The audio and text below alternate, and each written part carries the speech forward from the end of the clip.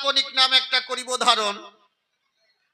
কবিগান করতে গেলে আমি বলি সভাস্থলে একটা নামের পরে করতে হয় অবতরণ। তাই আমি গণপতি সরকার নামটি ছাড়ি, আমি সনাতন গোস্বামীর নামটি ধরি।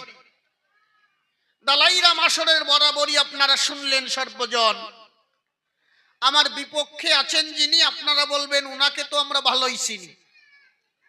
এপার বাংলার ওপার বাংলার সুবিখ্যাত কবিয়াল, কবি সম্রাট শিশির সরকার মহাশয়, তিনি এসে সভা মাঝে শ্রীমৎ হরিবর সরকারের ভূমিকা ধরে ধরে আমার সমস্ত প্রশ্নের করবে সমাধান। যারা বসে আছেন আমার কথাগুলো ভালো শোনা যাচ্ছে? আচ্ছা আচ্ছা, মাইকে যতই গন্ডগোল হোক না কেন একসময় ঠিক হয়ে যাবে, অসুবিধা নাই, একটু ধৈর্য ধরে থাকতে হবে। আমার মনিটরে একটু রিভাব নাই, শুধু মনিটরটায়।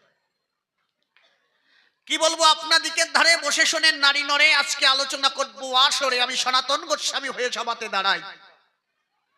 এক এক করে প্রশ্নগুলি হরিবর সরকারের কাছে দিব তুলি।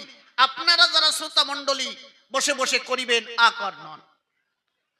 আমি চরণ ধরে করি মানা, কেউ কথাবার্তা বলবেন না, কারণ এত সুন্দর একখানা হয়েছে আসর সৃজন। আমি বলি আপনাদিকের সদন, মিথ্যা কথা নয়।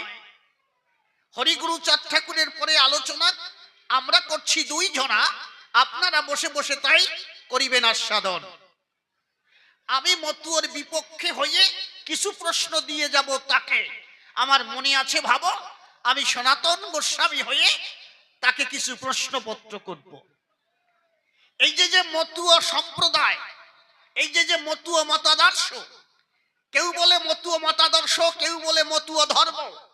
আমি করি বর্ণনা, কোন শাস্ত্রে মতুয়া ধর্ম লেখা না। যদি মতুয়া ধর্ম হয় দিয়ে যাই সত্য পরিচয়। কিছু কিছু গ্রন্থে মতুয়া দর্শন বলে দিয়েছে পরিচয়।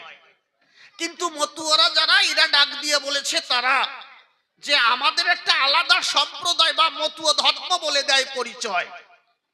কিন্তু আমি করি মানা, মতুয়া ধর্ম যে খারাপ এইটা আমি কখনো বলি না। শুনবেন যত নরনারী, ভগবান যখন পৃথিবীতে আসে মানব রূপ ধরি, তখন কিন্তু জীব উদ্ধারের লাগিয়ে আসে, মিথ্যা কথা নয়। যেমন সত্যযুগে এসেছিল কপিল অবতারে নারায়ণ। আমি করি বর্ণনা, নারায়ণ যখন আসে, কি বলবো আপনাদিকের কাছে, কয়েকটা ধর্ম বা কয়েকটা মত পথ রয়েছে। কি, একটা আছে খ্রিস্টানদের মত, একটা মুসলমানদের মত,